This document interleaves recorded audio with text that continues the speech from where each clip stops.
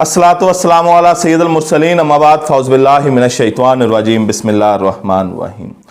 1979 में मेरी वालिद और मेरी वालदा की शादी हुई और जिस तरह हर नए जोड़े के दिल में ख्वाहिश होती है, अरमान होता है, हसरतें होती हैं कि उनके आंगन में कोई खेले, उनकी गोद में कोई आए जिसके वो नाज़ो नखरे उठाए, जिसको जवान होता हुआ देखे, जिसकी ख्वाहिशात को वो पूरा करें, जो उनके मुस्कुराने की वजह हो, जो उनके ज़िंदगी के जीने का सहारा हो। ऐसी ही ख्वाहिश मेरे माँ बाप के दिल में भी थी। मेरे माँ बाप ने 7 साल अपने अल्लाह के आगे इल्तिजाएं, फरियादें, मिन्नतें, मुरादें अपनी पेश की, रो रो के उठ उठ के दुआओं को अल्लाह के आगे पेश किया, नेक लोगों से दुआएं कराईं और 1986 में अल्लाह ताला ने मुझे उनकी गोद की जीनत बनाया, मुझे उनके गोद में भेजा और मैं उनके आंगन में पलने लगा। 1992 में मेरी एक छोटी बहन की पैदाइश हुई। हम 2 बहन और भाई हैं, लेकिन जैसे ही मैंने होश संभाला तो मेरे कान में एक आवाज़ आनी शुरू हो गई, कैंसर कैंसर कैंसर। मैं देखता था मेरी माँ बड़ी तकलीफ में है। मुझे मालूम नहीं था कि मेरी माँ क्यों तकलीफ में है। बाज़ाहिर उसे मुझे कोई परेशानी नज़र नहीं आती थी, खुशहाल घर था, मेरे वालिद बड़ा ख्याल रखने वाले थे, लेकिन मेरी माँ आए आए आए करती रहती थी और मेरे कानों में कैंसर कैंसर कैंसर की आवाज़ें आती रहती थी। मैं अपनी माँ को जब स्कूल सुबह जाता था, अपनी माँ को तकलीफ से देखते हुए जाता था, तो मैं चुपचाप क्लास में बैठा रहता था।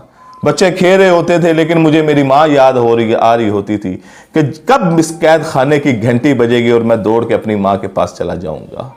जैसे स्कूल की छुट्टी होती, मैं दौड़ के अपनी माँ के गोद में आ जाता और अपनी माँ से पूछता, अम्मी आपको क्या होता है? अम्मी कहती, कोई नहीं, कुछ भी नहीं, बस थक जाती हूँ, ये है वो है ऐसे है। उसने कभी अपनी तकलीफ मुझे नहीं बताई, लेकिन मेरे कानों में मैं सुनता था कि blood cancer blood cancer blood cancer की आवाज़ें आती रहती हैं। मेरी माँ बहुत तकलीफ में थी। एक दिन मैंने देखा कि उसकी चारपाई पे मेरी माँ लेटी हुई है, उसके इर्द गिर्द लोग बैठे हुए हैं, कुछ रो रहे हैं, कुछ बातें कर रहे हैं और मैं हैरत से इन सब के चेहरों की तरफ देख रहा था। गालबन 9 या 10 साल मेरी उम्र होगी, 10 या 11 साल मेरी उम्र थी। मैं सबके चेहरों को हैरत से देख रहा था, ये क्यों रो रहे हैं? मेरी माँ बेसुध पड़ी हुई है। मैं अपनी माँ के चेहरे की तरफ देखता, कभी इन लोगों के चेहरे की तरफ देखता, तो मुझे कुछ समझ नहीं आ रही थी कि ये क्या हो रहा है। अचानक सबने रोना शुरू कर दिया और मैं फिर और ज्यादा परेशान हो गया कि ये सब क्यों रो रहे हैं। मुझे उठाकर कमरे से बाहर ले जाया गया। अब मालूम नहीं कौन रिश्तेदार था कि उसने मुझे सीने से लगाया हुआ था और मुझे तसल्ली दे रहा था और मुझे उसकी बातों की समझ नहीं आ रही थी और मैं दिल में उसके खिलाफ, मेरे दिल में गुस्सा था कि मुझे छोड़ो, मुझे मेरी माँ के पास जाने दो। लेकिन मैं गुमसुम हो चुका था, मुझे समझ नहीं आ रही थी कि ये हो क्या रहा है। मेरी माँ को दफनाने के लिए ले जाया गया तो मैं उस जनाजे के आगे आ गया था और मुझे लग रहा था कि मेरी माँ को कहीं जा रही है तो अभी थोड़ी देर बाद वापस आ जाएगी। मेरी माँ को कहीं लेके जा रहे हैं और अभी वापस आ जाएगी। मेरी माँ की कब्र में खोदी गई, उसमें उनकी तदफीन की गई और मैं चुपचाप खामोश आंखों से अपनी माँ को दफन होता हुआ देख रहा था। लेकिन मुझे ये मेरे तसव्वुर में, ख्यालात में नहीं था कि मेरी माँ अब जा चुकी है, अब रोज़े महशर ही मेरी माँ से मेरी मुलाकात होगी। मनो मिट्टी उनके ऊपर डाल दी गई, पानी का छिड़काव किया गया, फूल डाल दिए गए और मैं चुपचाप देखता रहा कि ये हो क्या रहा है। इतने में एक हाथ आया और उसने मेरे सर के ऊपर हाथ रखा। मैंने नजरें उठाई तो मेरा बाप था। मेरे बाप ने मुझे अपने सीने से लगाया और कहा, तुम क्यों घबराते हो? मैं हूं, तुमने परेशान नहीं हो, मैं हूं। मेरे बाप ने मुझे सीने से लगाया, मुझे सीने से लगाकर मुझे अपने घर में ले आया। मैं स्कूल जाता था। मैं सुबह स्कूल जाना, उसने सुबह मेरे उठने से पहले मेरा नाश्ता तैयार करना, हमारा यूनिफॉर्म तैयार करना, हमें स्कूल भेजना, हमने स्कूल से वापस आना, उसने हमारे लिए दोपहर का खाना तैयार करना, हमारा यूनिफॉर्म धोना,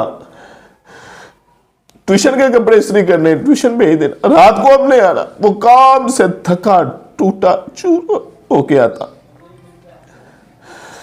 उन्हें हमारे लिए रात का खाना हमें खिला, बाहों में लिए, अपनी छांव किए, वो हमें परवान चढ़ाता रहा, हर ख्वाहिश को पूरा किया। कभी कोई धूप आई तो अपने शाहों को बढ़ाकर हमारे ऊपर साया कर दिया। मैं अपनी मां को भूल गया, वो मां जिसको तकलीफ में देख के दिल करता था, लेकिन वो माँ बाप दोनों बन गया। मां का मुझे धुंधला सा चेहरा याद, लेकिन वो माँ बाप दोनों बन गया। उसने कभी कमी महसूस नहीं होने दी, कभी कमी महसूस नहीं होने दी। पढ़ाया लिखाया, इस काबिल बनाया कि मैं आज आपसे ये बात कर रहा हूं। और उसकी एक हसरत सिर्फ कि उसने अपनी सारी जिंदगी अपने बच्चों के ऊपर कुर्बान कर दी। एक लम्हा, एक पल वो नहीं जी सका अपने लिए, हमारे ऊपर अपना सब कुछ कुर्बान कर गया। मेरी तो 7 नस्लें खैर उसकी मकरूज है, 7 नस्लें उसका कर्ज नहीं उतार सकती।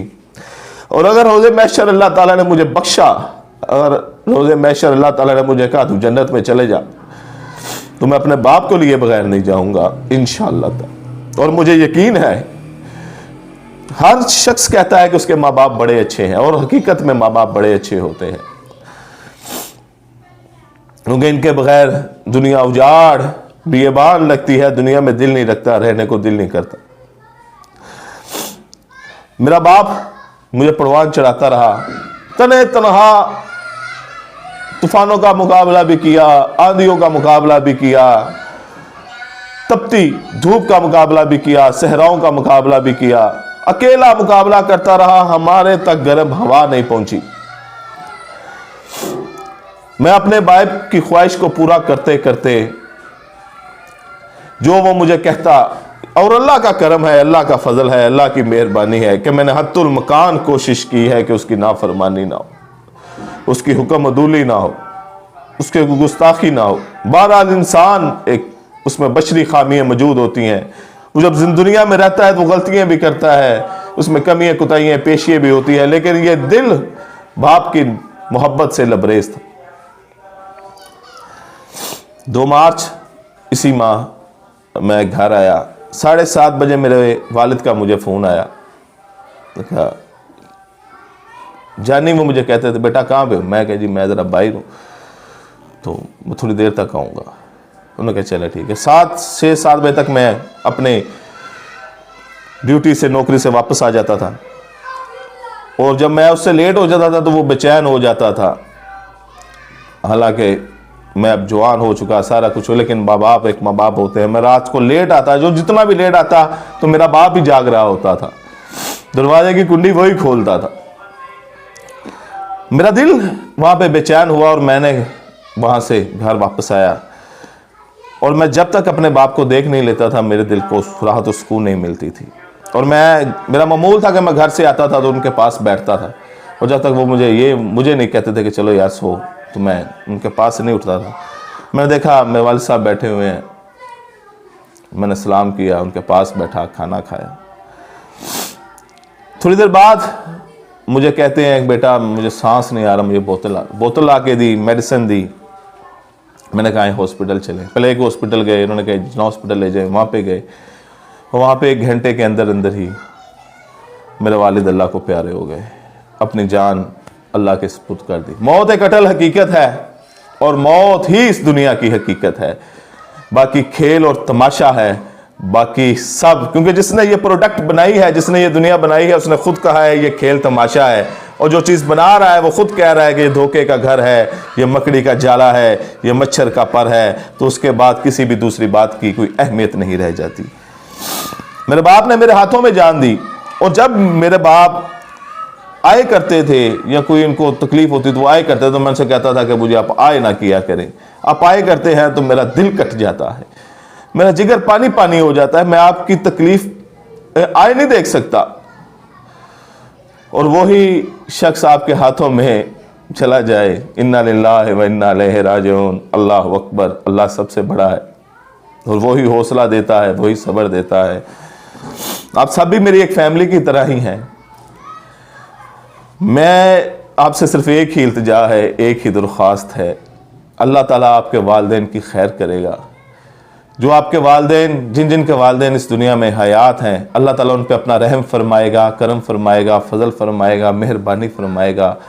सेहत तंदुरुस्ती वाली लंबी ज़िंदगी देगा। वो आपके बच्चों के बच्चों के बच्चों की खुशियां देखेंगे, और जिनके वालिदैन इस दुनिया से चले गए हैं वो इंशाअल्लाह ताला जन्नत में इस वक्त खेरे होंगे। उनकी कब्रें नूर से भरी होंगी, उनकी कब्रों में रोशनी ही रोशनी होगी, उनकी कब्रें हद्दे नगाह वसी होंगी, उनकी कब्रें जन्नत के बागों में से एक बाग होंगी। अल्लाह ताला उन पे करोड़ों रहमतें बरकतें अपनी करम नवाजी का उनके कब्रों के ऊपर नजूल फरमाएगा। और इंशाअल्लाह ताला ला इलाहा इल्लल्लाह के वास्ते, हज़रत मोहम्मद सल्लल्लाहु अलैहि वसल्लम के वास्ते, आले मोहम्मद के वास्ते, अल्लाह की जाहो जलाल के वास्ते, अल्लाह अपनी रहमत के वास्ते, अल्लाह अपने रहमान रहीम और करीम होने के वास्ते सबकी बख्शिश फरमाएगा इंशाअल्लाह ताला सबकी बख्शिश फरमाएगा। आपसे हाथ जोड़कर एक ही इल्तिजा है कि मेरे वालिद के लिए, मेरे वालिदा के लिए दुआ फरमा, मेरे वालिदैन के लिए दुआ फरमा। अल्लाह उन पर रहम फरमाए, करम फरमाए, फजल फरमाए, मेहरबानी फरमाए, उनकी कब्र के ऊपर करोड़ों रहमतें नाज़िल फरमाए। अल्लाह ताला आपकी और आपके वालिदैन की खैर करे। अल्लाह हाफ़िज़।